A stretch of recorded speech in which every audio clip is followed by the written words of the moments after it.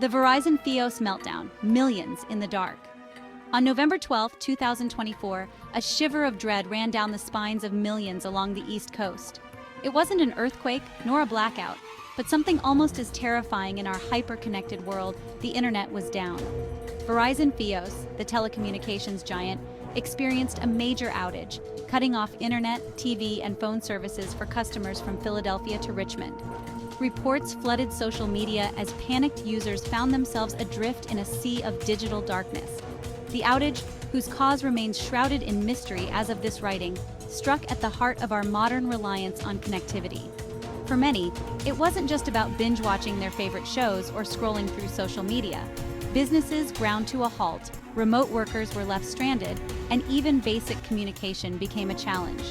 The scale of the outage was staggering, impacting one of the most densely populated and digitally reliant corridors in the United States. As hours ticked by with no clear explanation or estimated time of restoration, frustration mounted, and the hashtag #Verizon Outage began trending nationwide. The outage served as a stark reminder of our vulnerability in the face of technological glitches and the ripple effects they can have on our daily lives. The timeline, from first reports to frustrated silence.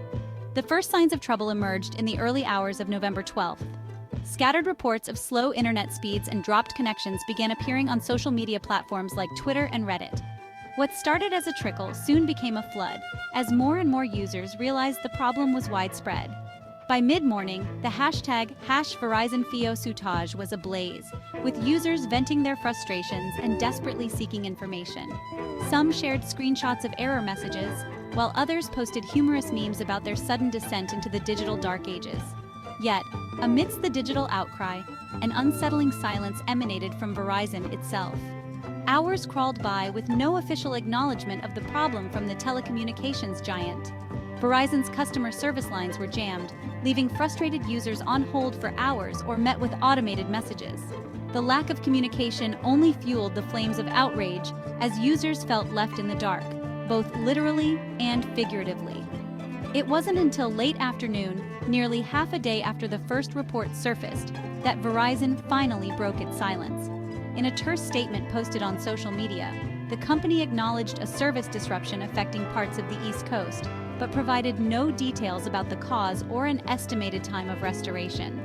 The vague and belated response did little to quell the growing anger and frustration among its millions of affected customers. The fallout: no internet, no TV, no clue. The Verizon Fios outage wasn't a simple case of slow internet speeds. It was a full-blown digital blackout for many. Customers reported losing access to a wide range of services, including internet browsing, email, online gaming, and streaming services. For those who relied on Verizon for their home phone lines, even basic communication was disrupted.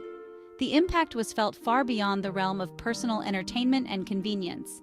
Businesses that depended on Verizon's services for their operations were brought to a standstill. Point-of-sale systems went down, online orders couldn't be processed, and remote workers were left high and dry, unable to connect to their virtual offices.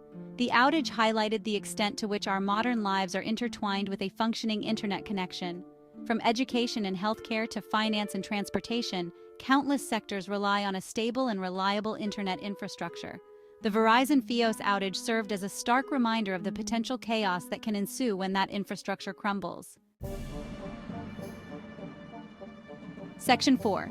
Where did the lights go out? Mapping the outage zone. While the initial reports of the Verizon Fios outage centered around the East Coast corridor from Philadelphia to Richmond, the scope of the problem soon became apparent. Outages were reported as far north as Boston and as far south as Charlotte, North Carolina, indicating a widespread disruption in Verizon's network. A heat map of user-generated reports painted a stark picture of the outage's reach, with large swaths of the East Coast illuminated in shades of red, indicating major service disruptions.